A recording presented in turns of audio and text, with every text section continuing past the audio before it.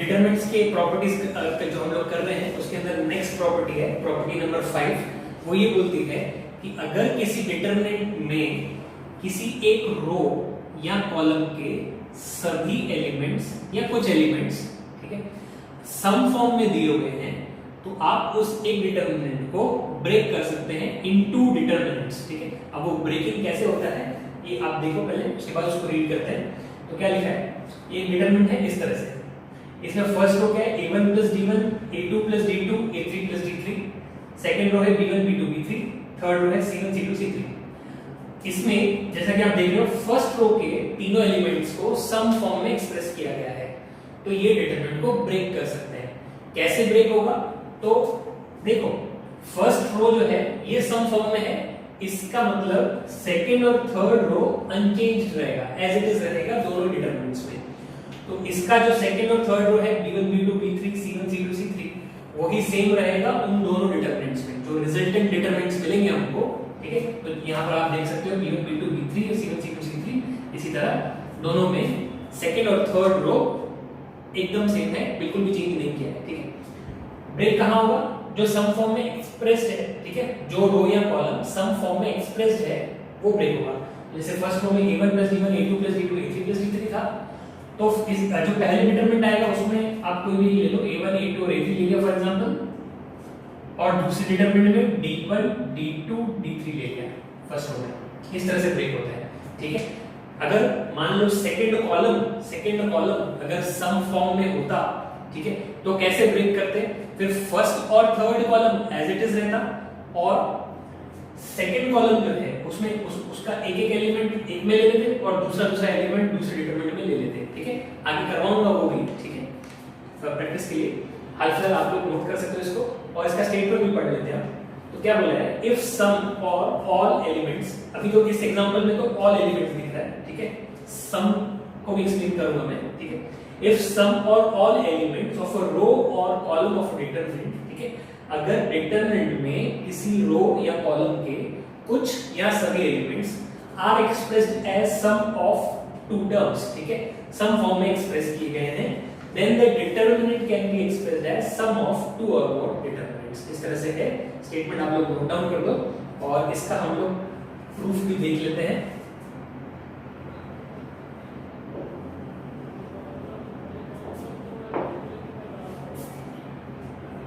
तो प्रूफ में कैसा रहेगा, मैं स्टार्टिंग दे देता हूं, ठीक है, फिर इवैल्यूएट ही करना है, तो आप लोगों को डिटरमिनेंट इवैल्यूएट करने आते हैं अभी, तो आई होप आगे आप लोग कर लेंगे। सो इसका लेफ्ट हैंड साइड लेते हैं अपन, ठीक है। फर्स्ट रो के रिस्पेक्ट में अगर मैं ओपन करता हूं तो क्या आएगा, a1 + d1 into leave the row leave the column b2 c3 - b3 c2, तो ये a1 + d1 into b2 c3 - b3 c2 minus ये वाला टर्म यानी a2 + d2 into leave the column क्या था, b1 c3 - b3 c1 b1 c3 - b3 c1 plus a3 + d3 multiplied by leave the column b1 c2 - b2 c1 b1 c2 - b2 c1। ये हो गया हमारा LHS, ठीक। अब इसमें obviously क्या होने वाला है, a1 इस पूरे ब्रैकेट में मल्टीप्लाई होगा प्लस d1 इस पूरे ब्रैकेट में मल्टीप्लाई होगा, ठीक है। ये आप लोग करके देखना, मैं खाली एक्सप्लेन कर रहा हूं, ठीक है। माइनस a2 इस पूरे ब्रैकेट में मल्टीप्लाई होगा माइनस d2 इस पूरे ब्रैकेट में मल्टीप्लाई होगा प्लस a3 इस पूरे ब्रैकेट में मल्टीप्लाई प्लस d3 इस पूरे ब्रैकेट में मल्टीप्लाई। तो इस तरह से हमको 6 टर्म्स मिलेंगे, मतलब 6 टर्म्स यानी कैसे, मैं और ओपन नहीं किया है, a1 इनटू दिस इसको एक टर्म बोला, d1 इनटू दिस ब्रैकेट इसको दूसरा टर्म बोला, उसी तरह a2 into this bracket d2 into this bracket, ये तीसरा और चौथा टर्म हो गया, a3 into this d3 into this, ये पांचवा और छठा टर्म हो गया। ये और ओपन करने पे और ज्यादा टर्म्स हो जाएंगे, और हाल फिलहाल इतना समझ के चलो, ठीक है। तो क्या करते हैं हम लोग, रीअरेंज कर लेते हैं, ठीक है। तो मैं क्या करता हूं, a1 into this bracket d1 को बाद में देखूंगा minus a2 into this bracket d2 को बाद में देखूंगा plus a3 into this bracket और d3 को बाद में देखूंगा, ठीक है।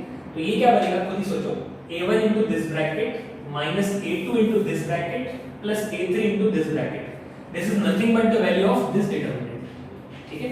देख लो इसको, a1 into leave the column, अच्छा लीव द कॉलम करके तो वही मिलेगा जो यहां पर भी मिला था, है ना। तो a1 into leave the column करने के बाद B2C3 माइनस B3C2 आया जो कि इसकी ब्रैकेट में है, minus A2 into B1C3 minus B3C1, okay, जो इसके ब्रैकेट में था A2 के, और plus A3 into B1C2 minus B2C1, ये रहा A3 into B1C2 minus B2C1, ठीक है। ये हो गया फर्स्ट डिटरमिनेंट। अब जैसे कि आप सोच रहे होंगे D1 को और D2 को और D3 को जब लेंगे तो फिर वो सेकंड डिटरमिनेंट मिल जाएगा, ठीक है। तो आप खुद ही सोचो, ये D1 इंटू दिस ब्रैकेट किया, D1 into B2C3 minus B3C2, ये D1 into B2C3 minus B3C2, minus D2 into B1C3 minus B3C1, minus D2 into B1C3 minus B3C1, plus D3 into B1C2 minus B2C1, तो plus D3 into B1C2 minus B2C1, ठीक है। तो open करने पे हमको जो terms मिलेंगे सब के सब सेम मिलेंगे, ठीक है। This you can check for yourself, ठीक है। ये जो D1, D2 और D3 वाले हम लोग टर्म्स लेंगे, ये हमको सेकंड डिटरमिनेंट का वैल्यू देगा, ठीक है। तो इस तरह से प्रॉपर्टी प्रूव की जा सकती है। You may now note it down.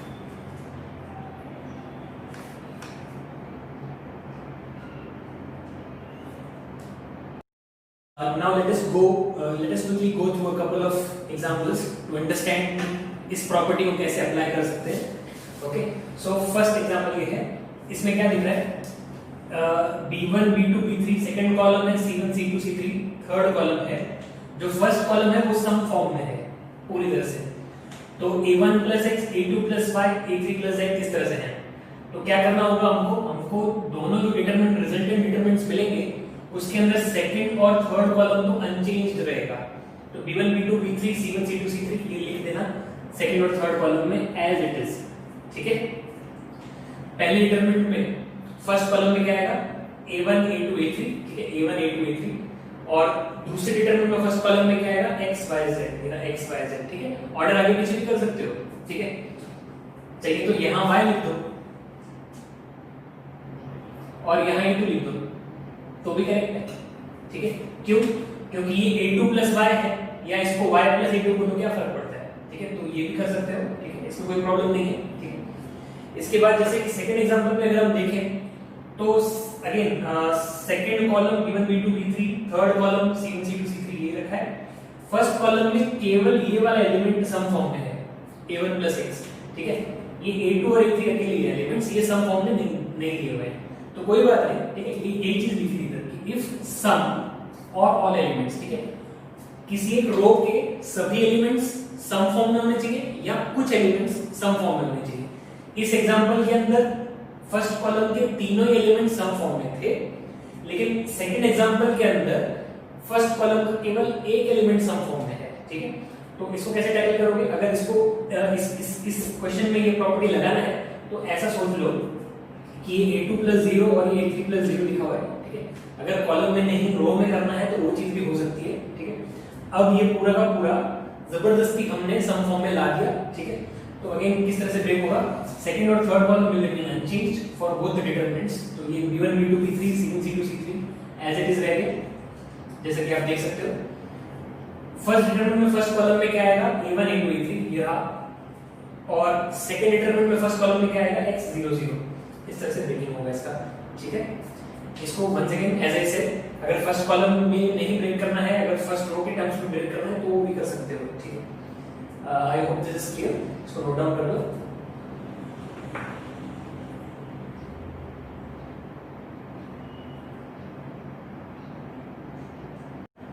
Now let's solve one question to understand the application of this property. तो क्वेश्चन ये बोलता है, evaluate, फर्स्ट रो में है a b c, second row में है a minus 5x, b minus 5y, c minus 5z, third row में है x y z, ठीक है। तो मुझे क्या दिख रहा है, मुझे ये दिख रहा है कि सेकंड रो जो है कि डिफरेंस फॉर्म में है, डिफरेंस फॉर्म में है तो उसको सम फॉर्म में कन्वर्ट कर सकते हैं, ठीक है। जैसे a minus 5x लिखा हुआ है, इसको मैं ऐसे तो लिख ही सकता हूँ a plus minus 5x, ठीक है। ऐसा क्यों करना चाह रहे हैं समझ में आएगा आप लोगों को। एक्चुअली फर्स्ट रो में abc है और वो abc मुझे यहाँ भी दिख रहा है, ठीक है। और थर्ड रो में xyz है, वो xyz का कुछ मल्टीपल मुझे यहाँ दिख रहा है, ठीक है। minus 5x है, minus 5y है, minus 5z है इसके लिए, ठीक है। तो थोड़ा सिमिलर रोज मिले ऐसी मैं ट्राई कर रहा हूँ, ठीक है। तो क्या करेंगे हम लोग, पहले तो सेकंड रो को सम फॉर्म में लिखते हैं, ठीक है, इस तरह से जैसे ये दिखाया है, ठीक है। So given determinant becomes given determinant, ठीक है, क्या बन जाएगा ये? फर्स्ट रो है a b c, second row है a plus minus 5x, b plus minus 5y and c plus minus 5z। इस तरह से है सेकेंड रो। थर्ड रो है x y z। ओके, अब इसमें मैं प्रॉपर्टी 5 लगा लेता हूं। मुझे सेकेंड रो जो है सम फॉर्म में दिख रही है, ठीक है। तो प्रॉपर्टी 5 लगाने के लिए क्या होता है, हमको मान लीजिए सेकंड रो का सम फॉर्म में दिख रही है, तो मुझे फर्स्ट और थर्ड रो को तो एज इट इज रखना है, ठीक है। तो फर्स्ट और third row as it is लिखता हूं दोनों डिटरमिनेंट्स के लिए। ओके, सो फर्स्ट रो है a b c और थर्ड रो है x y z plus a b c, third row is again x y z। ये कर लिया। अब सेकंड रो को ब्रेक कर सकते हैं, ठीक है। ये क्या बनेगा,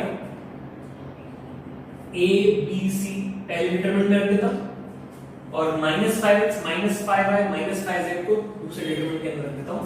ये minus 5x minus 5y minus 5z। तो अब मुझे क्या दिख रहा है, जो फर्स्ट डिटरमिनेंट था उसके अंदर फर्स्ट और सेकंड रो हूबहू आइडेंटिकल है। हमने पहले प्रॉपर्टी में ये चीज कर चुके हैं हम लोग कि जब ऐसे दो रोज आइडेंटिकल होते हैं तो डिटरमिनेंट का वैल्यू बिकम्स 0। तो ये आ गया 0 फर्स्ट डिटरमिनेंट का आंसर। जो सेकंड डिटरमिनेंट है उसके अंदर मुझे दिखाई दे रहा है कि सेकंड और थर्ड रो आइडेंटिकल तो नहीं है लेकिन प्रोपोर्शनल जरूर है।